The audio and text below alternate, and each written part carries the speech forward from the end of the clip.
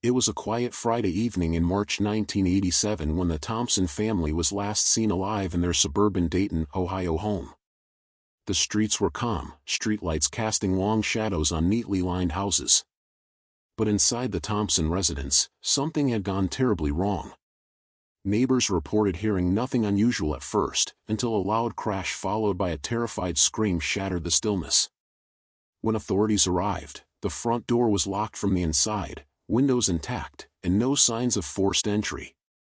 Inside, the house was a chaotic scene: overturned furniture, broken dishes, and signs of a violent struggle. Yet curiously, no fingerprints except the family's, and no immediate evidence of an intruder.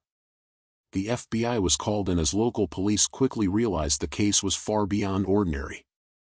Questions flooded in. How could a family of four, father, mother, 10-year-old daughter, and 8-year-old son, vanish without a trace?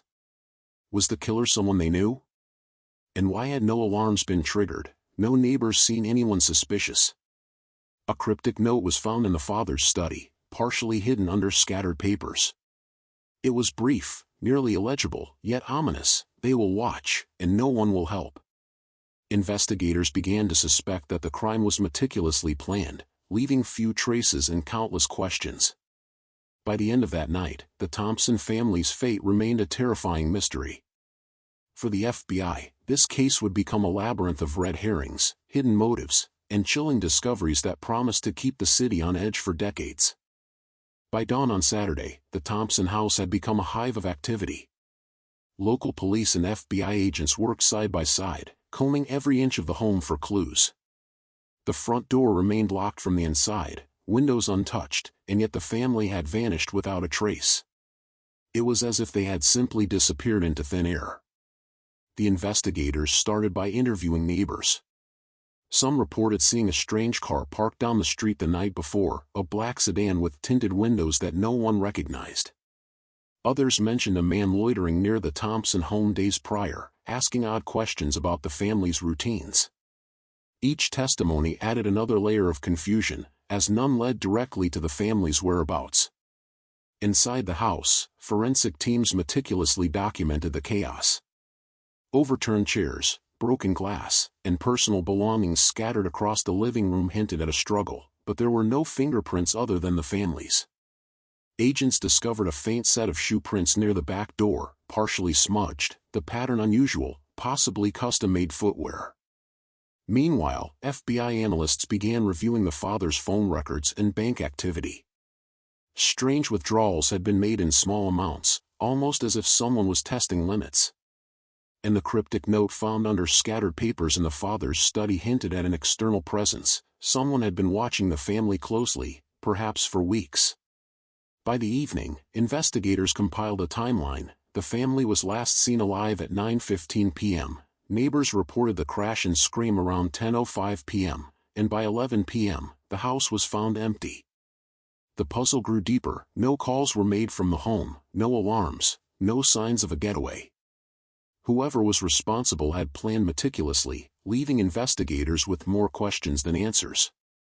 Even seasoned FBI agents admitted they had rarely encountered a case so methodically executed. Each clue, each witness statement, only seemed to deepen the mystery. The Thompson family's disappearance had shifted from a local tragedy to a full-scale federal investigation, and no one could predict how far the web of secrets would extend.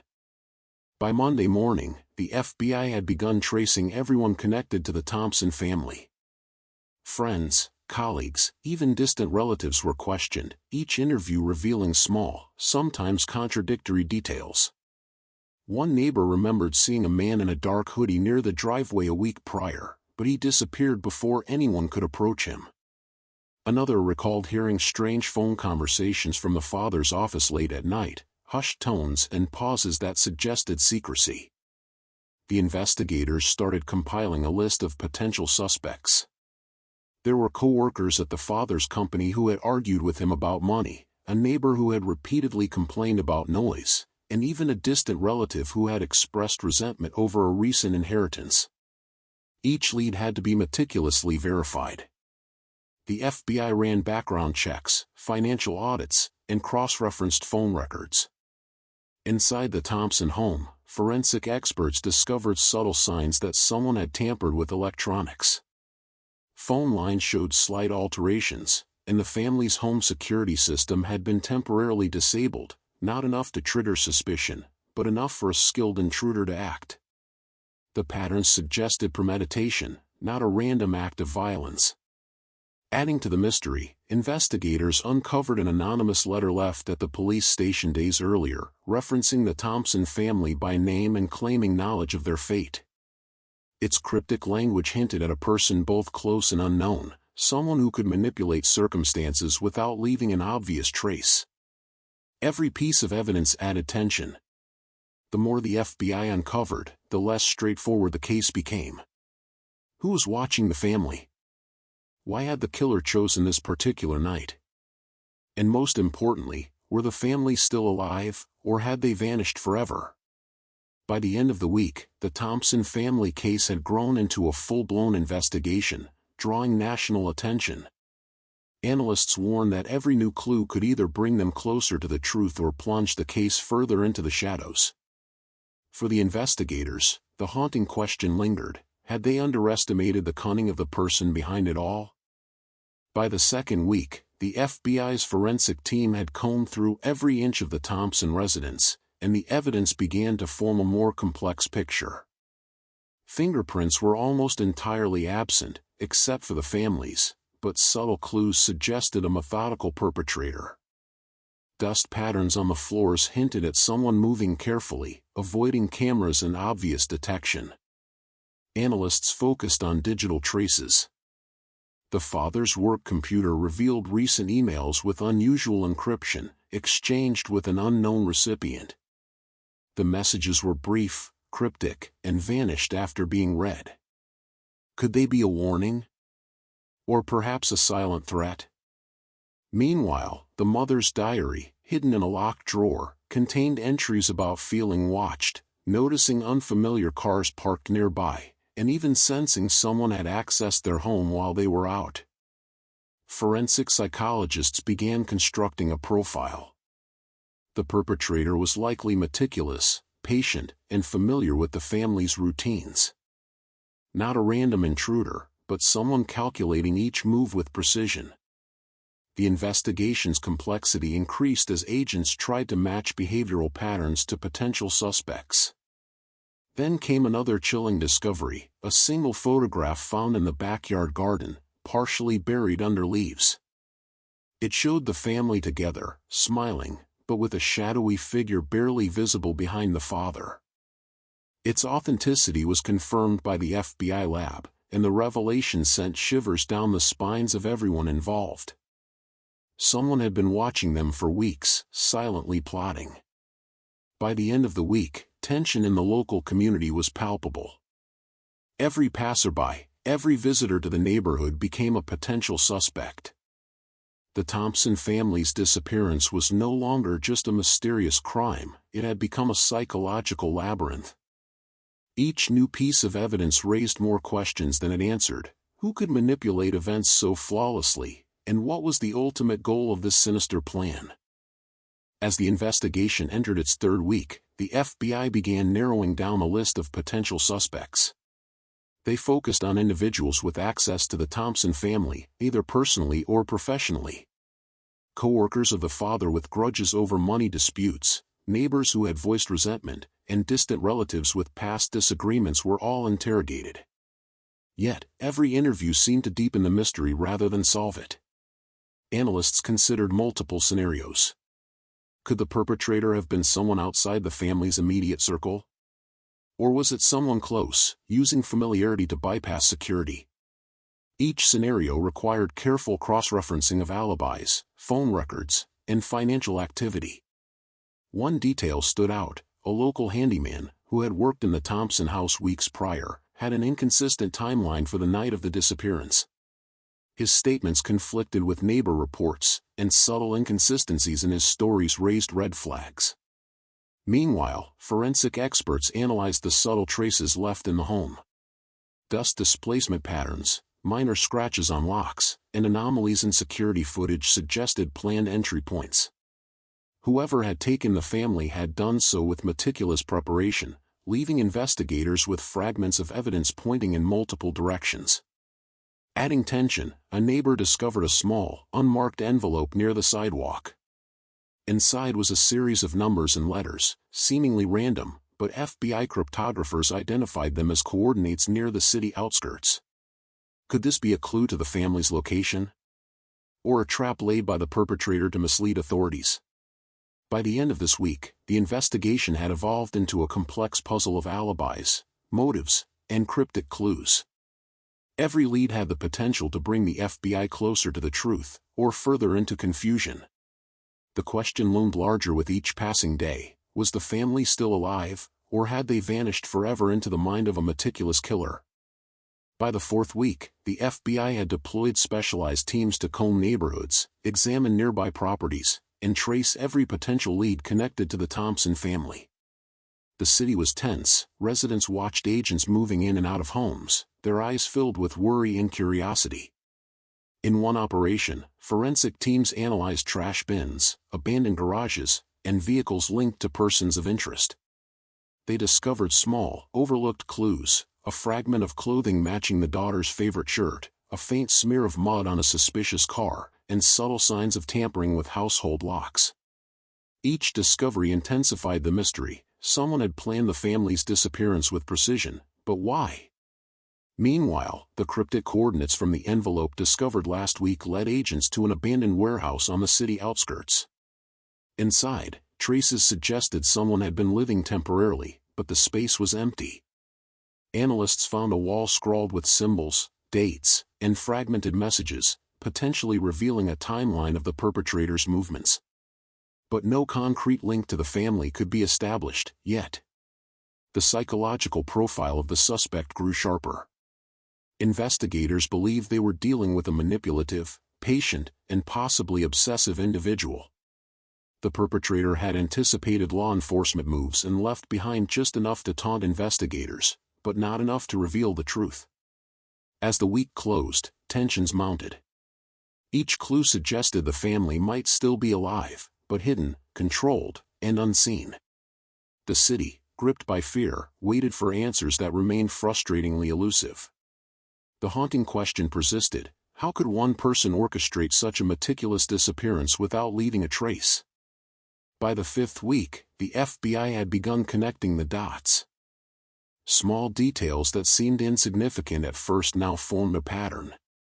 The black sedan seen near the Thompson home, previously dismissed by some neighbors, was linked to multiple persons of interest. Security cameras from local businesses captured glimpses of the vehicle leaving and returning in odd intervals around the night of the disappearance. Forensic analysis revealed fibers matching the children's clothing inside the car, raising the chilling possibility that the family had been in the vehicle, or at least touched by someone who had handled them. This breakthrough shifted the investigation into high gear. Agents focused on cross-referencing every person connected to the vehicle. Inside the warehouse discovered via the cryptic coordinates, investigators found more evidence: a small, worn backpack, partially hidden under floorboards, containing a family photograph and a notebook with scribbled plans and dates. It was the first tangible link suggesting the suspect's meticulous tracking of the family over weeks. Handwriting analysis matched the notes to a person already flagged in earlier interrogations, a local handyman with a shaky alibi. Psychological profilers theorized that the perpetrator had been obsessed with control, monitoring routines, and carefully planning every step. The FBI now had a clearer suspect and could begin strategizing to capture him without endangering the family, if they were still alive. As the week closed, investigators prepared for what could be the most critical phase yet: confronting the suspect and uncovering the family's fate. But every step came with uncertainty, and the terrifying question lingered: had the family survived, or was the trail leading to a grim conclusion? By the sixth week, the FBI had devised a careful plan to apprehend the local handyman without endangering anyone. Surveillance teams monitored his movements for days, mapping every route, every interaction. They discovered that he frequently visited a storage unit on the outskirts of the city, a location previously overlooked. Agents approached the unit under the cover of darkness. Inside, the space was meticulously organized, containing personal items of the Thompson family, carefully hidden but clearly kept. Small signs indicated that someone had lived there temporarily: food wrappers, a makeshift bed, and recently used notebooks. Every detail confirmed the perpetrator's obsession and methodical nature. The arrest itself was tense. Agents waited for hours, listening to footsteps and whispered conversations, until finally, the suspect exited the unit. Quick and precise, the FBI team took him into custody without incident, but questions remained. Where exactly was the family, and in what condition? Interrogation began immediately. The suspect, initially silent, eventually revealed cryptic details that only deepened the mystery. He spoke in fragments, hinting at hidden locations, manipulations of evidence, and psychological control over the family. Investigators realized that, while they had captured the perpetrator, the true challenge, finding the family and ensuring their safety, was far from over. By the end of the week, the operation had been a success in capturing the suspect, but the urgency intensified. The Thompson family's fate still hung in the balance, and every lead had to be pursued with precision. For the FBI, the pressure was immense, as public attention grew and the city waited anxiously for answers. Within days of the handyman's arrest, the FBI intensified their search for the Thompson family. Using the suspect's cryptic notes and mapped movements, investigators meticulously traced locations he had previously visited. Each potential site, abandoned garages, old storage units, and secluded townhouses, was carefully examined. The suspense was palpable. Agents moved cautiously, knowing the family's safety could hang on any small misstep.